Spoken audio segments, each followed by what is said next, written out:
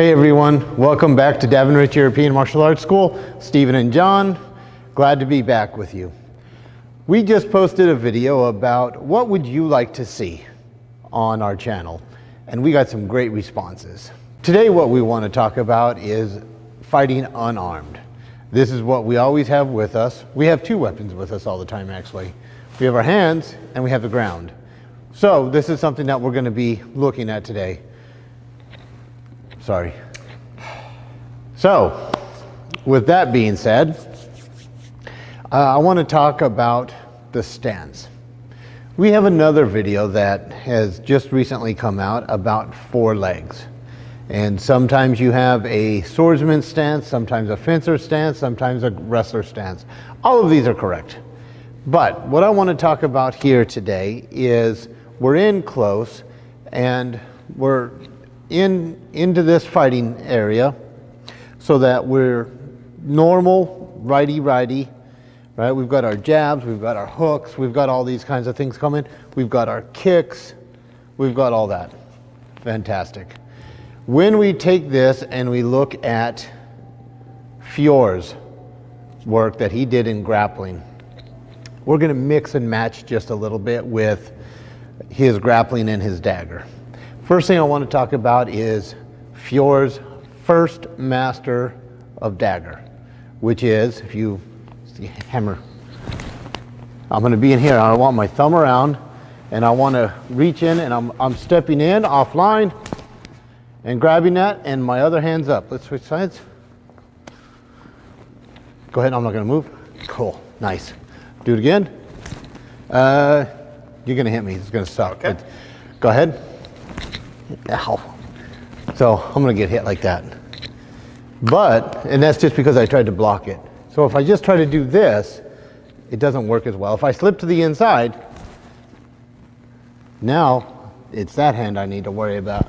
And he's got this arm for a potential break. So instead of sliding my arm through or just trying to block it, this is another one that we see a lot. Go ahead.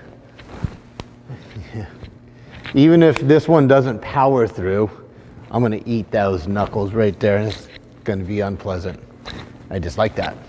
So I'm going to capture it, but I'm going to step into it to open up his structure. Unfortunately, because I'm here, he can turn with me and punch. So I need to make sure that he can't.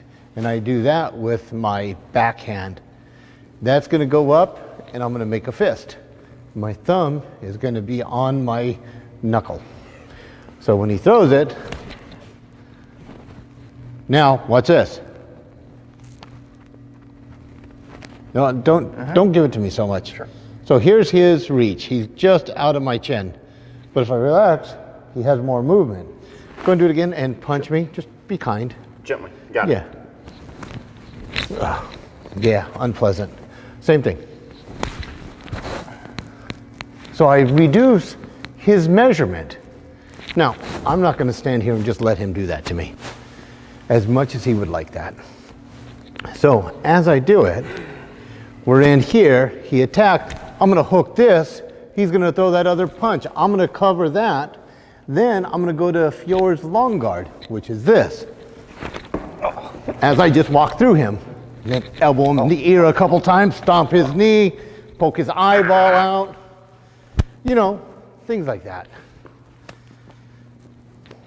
As one does. So. It's always going to be a fun time. So, we're in here. I go to long guard, but I don't want to just go to this. I want to pull my other hand down. And I do that, and that really jams him into place. If I slip, that's okay because I get a hook, then I get a throw. You good? Good. Let's switch sides. I don't have to go see the chiropractor. Same thing. Okay. Boom. All right. I'm just whatever you want to get.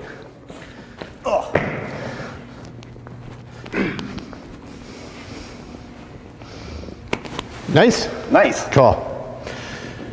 That's Marozzo's, or not Marozzo's, That is the first dagger master from Fior. This can easily turn into my own hammer strike. Go ahead and do it again. Just enough to get his attention. Great. So there we've got the first master. We've got long guard, Posta Lunga in his grappling.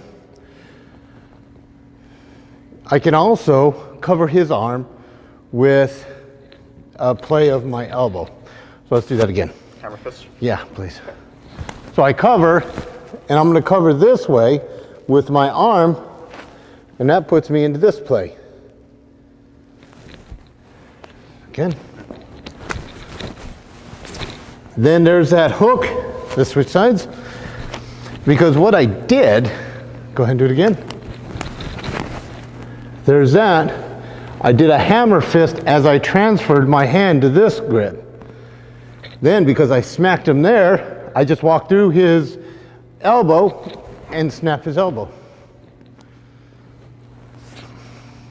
Not going to finish the fight, but it is going to distract him. Does that hurt? No. Nope. All right, so let's do that one more time. So he throws that attack. I cover, transfer, hammer strike, step through, volta stable, but I'm not let go of his arm because I want to make sure that that arm can't hit me. So I'm safe. And then, I can elbow him a couple more times, stick my hand in, wet willy, whatever I want to do. So here we have first master of dagger into unarmed combat. With this being said, I want to look at how this is similar to other actions that we see in modern hand-to-hand. So we're in here. Let's switch sides, please. Sure. We're in here, and he throws a jab, and I get that. Well, easy, right? I can parry it with this hand. Same idea. If he throws a hook, I can cover it here. He throws a straight punch. I can get off the side. All those things come in play. If, however, he throws that straight punch and I go up and forward, it's the same kind of position. It is, yeah. Right? Now, I need to worry about that hand. So when that comes in, I'm going to cover, transfer, elbow break. What I want you to notice is that for my elbow break, I am not using force. What am I using? You're using structure. I'm using my whole body, and I'm just kind of walking through his elbow. It's the reposition of what we talk about in our hip alignment. Where our hips are pointed is where our greatest strength is because it's in front of us. Right. So where we can pivot that is to what we want to break. Yeah. Now, this is the last thing I want to bring up for this, and that is that whenever we look at manipulating a joint, I manipulate a joint to control the joint above it. So if I grab his fingers, I do that so I can control his wrist. Aikido, if I manipulate his wrist, I do it so I can control his elbow. If I manipulate his elbow, I do it so I can control his shoulder. And remember, where the head goes, the body has to go. And by manipulating the shoulder, I'm turning the head. So whatever the technique is that you're doing, what you are looking to do is control a joint, manipulate a joint, so that you can control the joint above it. And if we go back and we look at that action, he threw that hammer.